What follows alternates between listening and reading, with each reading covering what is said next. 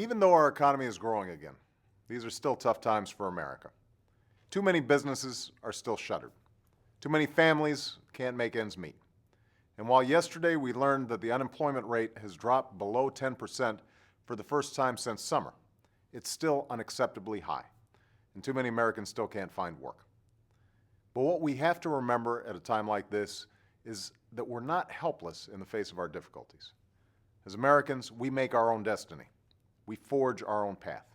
And I'm confident that if we come together and put aside the politics that keeps holding us back, we can do that again.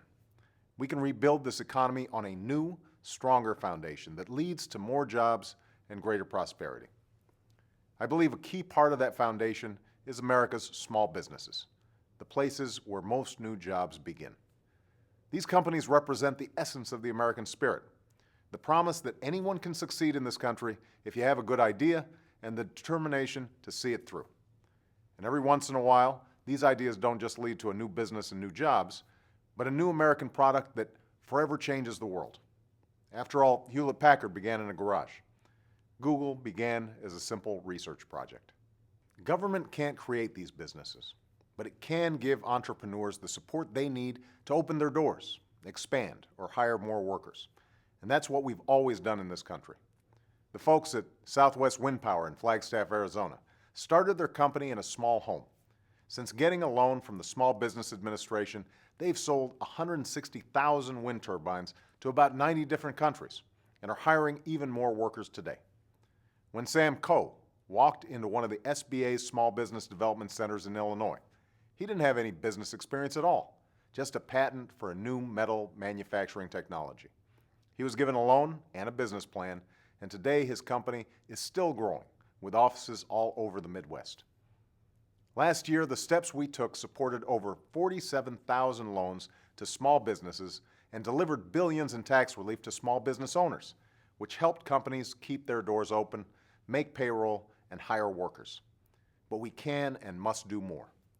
That's why I've proposed a series of steps this week to support small business owners and the jobs they create, to provide more access to credit, more incentives to hire, and more opportunities to grow and sell products all over the world.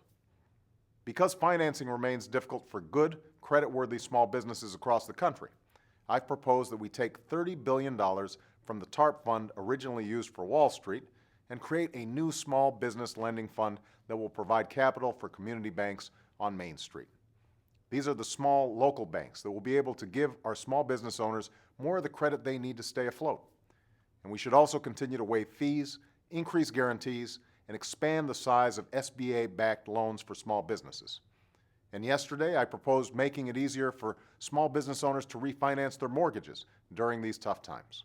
To give these companies greater incentives to grow and create jobs, I've proposed a new tax credit for more than 1 million small businesses that hire new workers or raise wages, as well as the elimination of all capital gains taxes on small business investment.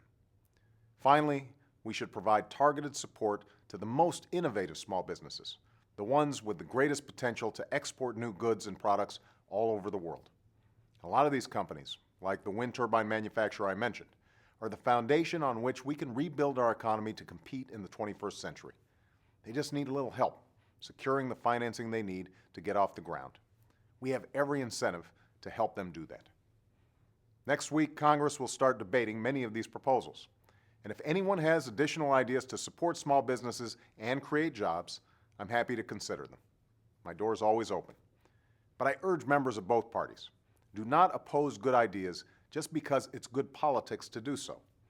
The proposals I've outlined are not Democratic or Republican, liberal or conservative. They are pro-business, they are pro-growth, and they are pro-job. Leaders in both parties have supported similar ideas in the past. So let's come together and pass these measures without delay. Let's put more Americans back to work, and let's give our small business owners the support to do what they've always done, the freedom to pursue their dreams and build our country's future. Thanks for listening.